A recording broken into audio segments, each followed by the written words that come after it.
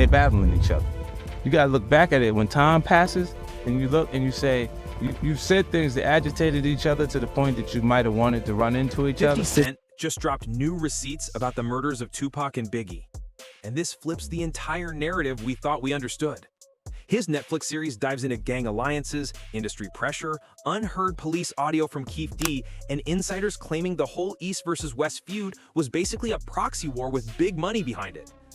Once those hidden tapes surface, the murders stop looking like random street violence and start looking engineered. The revelation hits hard. What if I told you that after nearly 30 years of silence, rumors, and unanswered questions, one of hip-hop's most influential voices finally decided to pull the curtain back on two of music's most infamous unsolved killings? Yes, Curtis 50 Cent Jackson. And he's not sugarcoating anything. On December 2nd, 2025, 50 Cent released a bombshell Netflix docuseries that's shaking the entire hip-hop world as it digs deep into the murders of Tupac Shakur and the Notorious B.I.G., two giants whose lives were cut short at the height of their power. It's been 28 years since Christopher Wallace, Biggie Smalls himself, was shot and killed in Los Angeles on March 9, 1997. And just 6 months earlier, on September 13, 1996, Tupac, the poetic revolutionary, the voice of a generation, died from injuries after a Las Vegas drive-by. These weren't just rappers. They were cultural forces, icons who spoke for millions and shaped entire eras. And for literal decades, fans have been in every comment section, Reddit thread, Discord server, and group chat trying to solve the puzzle. Who pulled the trigger? Was it gang retaliation? Industry politics? Some executive puppet master behind the curtain? Theories have been wild, the speculation relentless. Enter 50 Cent, a producer who never dodges controversy and never bites his tongue.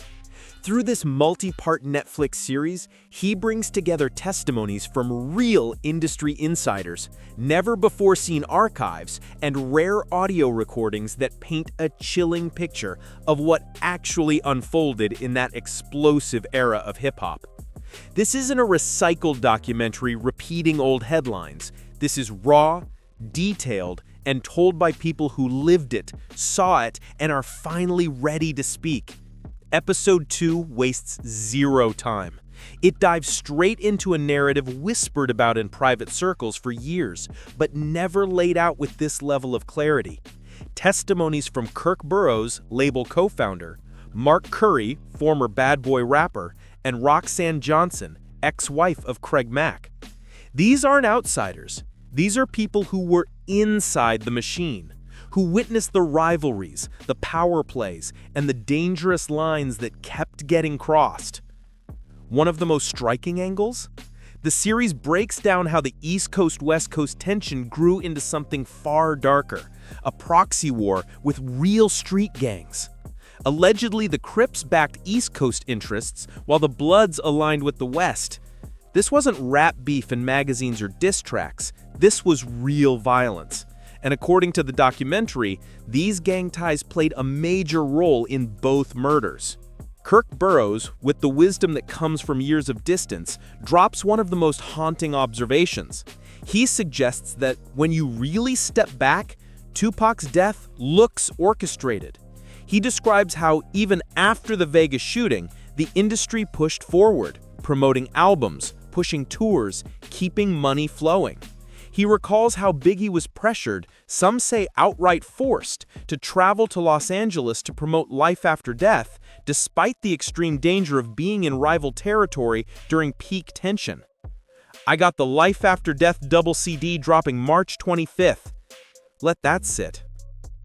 Multiple witnesses in the documentary say Biggie didn't want to go. He wasn't clueless. He knew the energy was bad. He knew it wasn't safe. But the label, the schedule, the business machine, all of that outweighed basic safety. Burroughs even argues that Biggie was basically delivered to his death, that entertainment profits overrode human protection, creating the perfect storm that made that night unavoidable. But then it gets even more intense and more concrete. Because the docuseries doesn't just offer commentary, it presents what it calls hard evidence. Audio recordings from Dwayne Keefe Day Davis, a Southside Crip arrested in 2023 and currently awaiting trial for Tupac's murder. The audio comes from a 2008 proffer session, a protected conversation with police where suspects can talk freely in exchange for limited immunity. In these tapes, Davis gives a first-person chilling walkthrough of the night Tupac was shot. In the recordings, now central to his court case, Davis recounts the events of September 7, 1996. He describes the earlier MGM Grand fight where Tupac, Suge Knight, and the Death Row entourage jumped Orlando Anderson, Keefe Day's nephew. Anderson was allegedly connected to a prior robbery involving a Death Row associate, so when Tupac spotted him, things exploded fast. What Davis describes next is the anatomy of a revenge mission. After the MGM fight, he and his crew, Anderson, DeAndre Big Dre Smith, and driver Terrence T. Brown, armed themselves and went looking for payback. They waited at Club 662, where Tupac was supposed to perform, but nothing happened. After about 90 minutes, they went to a liquor store, and that's when fate stepped in. They spotted Tupac's black BMW, with Pac hanging out the passenger window, larger than life. Davis says they made a U-turn, rolled up on the car at Flamingo and Koval, and then comes the part that changes everything. From the front seat, I admit I pulled out a .40 caliber Glock and passed it to the back. According to him, Anderson said, "Give it here, I'll shoot," before allegedly firing multiple rounds into the BMW. It's a strong dude, Joe. I know Duke, you know what I'm saying? Very He's strong. real strong. So when it was like he got shot, I was just more like, again? You know what I'm saying? He always getting shot or shot at. He gonna pull through this one again, make a few records about it, and it's gonna be over, you know what I'm saying? But when he died, I was just like, whoa. Tupac was hit 4 times, twice in the chest, with one round tearing through his lung, once in the arm and once in the thigh. Suge Knight, behind the wheel, caught a graze across his head. The Cadillac peeled off into the night, and 6 days later, on September 13, 1996, Tupac Shakur died from respiratory failure and cardiac arrest. The voice of a generation vanished. The revolution he sparked was abruptly cut short, and hip-hop was changed forever. Now, in his audio confession, Davis claims this hit was tied to a bounty, that there was cash on the table for taking out both Tupac and Suge Knight. He says only half the money came through because Knight survived. And that allegation instantly opens a new set of questions. Who put up this so-called bounty? Who had the motive, the money, and the nerve to place a price on their heads? And was this violence operating far above simple gang retaliation? The documentary makes it plain. This wasn't random street chaos. This was calculated, strategic, and based on the testimonies and evidence shown, it fit into a larger cycle of rising violence fueled by label rivalries, turf battles, and a toxic mix of ego, power, and industry politics that defined that era. The series argues convincingly that what started as artistic competition spiraled into something far more dangerous, a world where actual lives were at stake, real bullets were flying, and the fallout was permanent. So now we rewind. The night everything changed. To understand how a night meant for celebration morphed into one of hip-hop's darkest moments, we have to break down exactly what unfolded in Las Vegas. September 7th, 1996 began like a night nobody wanted to miss. Mike Tyson, the baddest man alive, was fighting Bruce Seldon at the MGM Grand, a heavyweight bout big enough to pull in celebrities, gamblers, anyone craving a moment soaked in excitement. Tupac rolled in with Suge Knight and the Outlaws, his tight-knit crew of childhood friends and family. The fight itself barely lasted. Tyson ended it in 109 seconds. But everything that happened afterward would set the stage for tragedy. As they walked through the MGM Grand lobby, Trayvon Trey Lane, a mob Piru blood aligned with Death Row, spotted Orlando Anderson. This wasn't some random run-in. Earlier that year, Orlando, a Southside Compton Crip, had allegedly robbed Lane of a gold Death Row medallion inside a Foot Locker.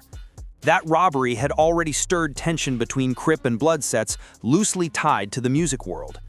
So, when Lane pointed at Orlando and told Tupac, "That's the guy who disrespected Death Row," Pac reacted instantly. Surveillance footage, replayed endlessly over the years, shows Tupac throwing the first punch and knocking Anderson down. Suge Knight and others pounced, and for a brief, brutal moment, Anderson was getting stomped out. Security split them up, and everyone walked off. But in gang culture, disrespect like that doesn't just fade away. A public beatdown? That demanded a response. And, according to the documentary, that response came fast.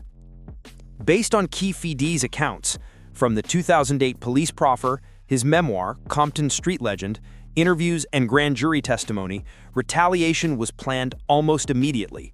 No long debates, no waiting around, it was the street code. Our guy got jumped, we're moving tonight. Idi Amin from the Outlaws, who was in the car right behind Tupac's BMW, has described the vibe that night in heartbreaking detail. This was supposed to be a regular Vegas turn-up. They were heading to Club 662, where Tupac was scheduled to perform. The energy was electric, that feeling of being young, successful, untouchable. But there were red flags too. EDI recalls Yaki Gaddafi, who tragically be killed 2 months later, asking their security guard, Frank Alexander, "You got your gun right?" Frank said no, explaining Vegas cops had warned that anyone caught with a weapon would face arrest. Gaddafi got irritated. He sensed before anyone else how exposed they all were. What went through your head when you saw that? They shoot my, that's, you know what I mean? They shoot, that's what we saying. Like, yo, they shooting the car. They shooting, you know, we telling Frank, like, yo, what the you know what I mean? It's going down. And that's one of the heartbreaking ironies of the night. The biggest rapper in the world was rolling through Las Vegas with weak protection. No real security, no backup, nothing a star of his level should have had. Why? Because of legal concerns, police warnings, and a chain of decisions that might have seemed minor individually, but together created a dangerous gap in protection. Meanwhile, Keefe D's crew was laser-focused. They were armed with that .40 caliber Glock, the same gun that would later be tied to the murder. They first staked out Club 662, waiting in the parking lot and scanning every car. After about 90 minutes with no sign of Tupac, they dipped toward a liquor store. And that's when fate, or cruel coincidence, stepped in. They spotted Tupac's black BMW, with Pac visible from the window, full of energy even from afar. What happened next is exactly how Davis describes it. The sharp U-turn to pull alongside the BMW, the gun being passed to the back seat, and then the eruption of gunfire that shattered the Vegas night. Idi Amin remembers seeing an arm stretch out from the back of the Cadillac, then hearing shots rip through the air. He and the rest of the outlaws in the trailing car were blindsided, completely unable to respond or protect the man they saw as their brother. That's the look on everybody's face. You know what I mean? Did you have a gun on you? Nobody had guns. Nobody had guns. The BMW, now completely shredded by gunfire, swerved out of control before finally stopping. Suge Knight, bleeding from a graze wound himself, still managed to rush Tupac toward the hospital until police and paramedics took over. Tupac was rushed to University Medical Center, where doctors fought desperately to save him, performing multiple surgeries to repair his lungs and other damaged organs. For 6 long days, the world held on praying for a miracle, but the injuries were simply too catastrophic. On September 13, 1996, at exactly 4:03 p.m., Tupac Amaru Shakur was pronounced dead at just 25 years old. He left behind a legacy that only grew bigger after his passing, music that shaped generations, and a hole in hip-hop that has never been filled. The streets went silent. Fans around the globe cried, and inside the industry, people were stunned, with a quiet, chilling fear underneath it all. Because if someone as massive, as seemingly untouchable as Tupac could be taken out, then who was truly safe? But the violence didn't stop there. The documentary draws a powerful line between Tupac's murder and what happened just 6 months later, arguing that Biggie's death wasn't random at all, but part of a deadly chain reaction. On March 9, 1997, Biggie was in Los Angeles for a Soul Train Music Awards after-party. Friends warned him, the coastal tension was still sky-high. Everyone knew LA wasn't exactly friendly territory after Tupac's death, but the pressure to promote life after death pushed him into a city that didn't feel safe. That night, outside the Peterson Automotive Museum, Biggie climbed into his GMC Suburban, and a dark-colored Chevy Impala rolled up beside him. A shooter, still officially unidentified, opened fire. Biggie was hit 4 times, with the fatal bullet tearing through vital organs and his heart. He was pronounced dead at Cedars-Sinai at 1:15 a.m. He was only 24. The docuseries even unveils grainy, never-before-seen footage from the crime scene. Chaos, confusion, sirens, and pure horror as another young black icon was stolen from the world. It includes clips of Valletta Wallace, Biggie's mother, insisting her son was caught in a deadly industry war, a conflict between powerful players whose rivalry spiraled far beyond music. What the documentary keeps driving home through testimony after testimony is that these weren't random shootings.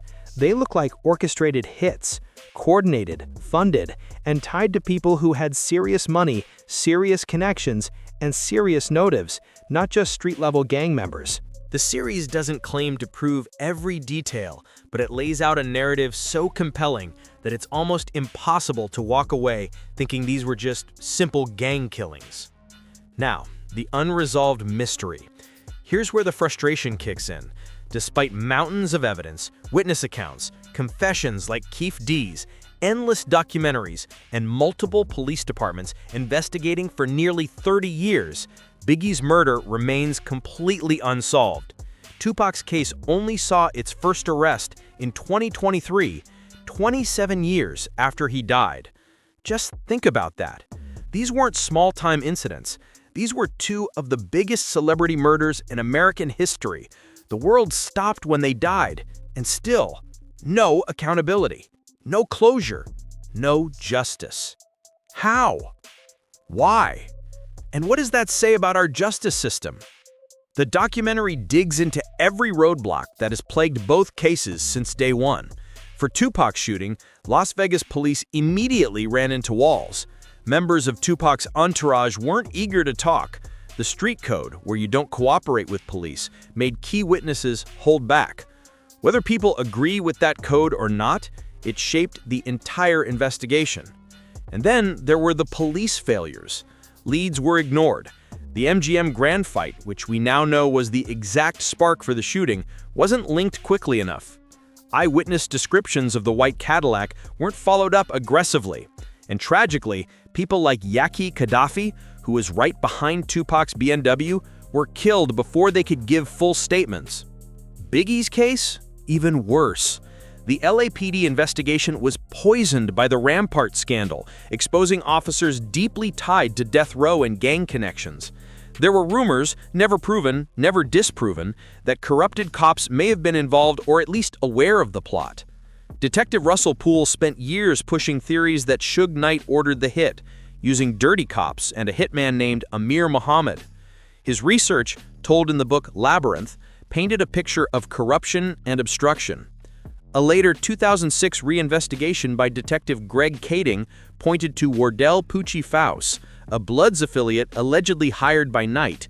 But Poochie was murdered in 2003, taking every answer he had to the grave. The documentary also touches on the explosive allegations involving Sean Diddy Combs. Keith D has repeatedly claimed that Diddy offered big money, even up to $1 million, to take out Tupac and Suge Knight. But let's be crystal clear, Vegas police say Diddy is not a suspect, and he has always publicly denied any involvement. This is where viewers split hard. Some fans are calling the series groundbreaking, the first doc to finally tie loose threads together. X on Twitter is full of posts praising it as a must-watch, a brutal look at industry politics, a series that finally connects the dots. But others, they're calling it a hit piece. Biggie's estate slammed parts of the documentary as pathological lies, especially claims about funeral expenses and financial issues. Reporters close to the Wallace family echoed the same thing, that some statements are flat-out false.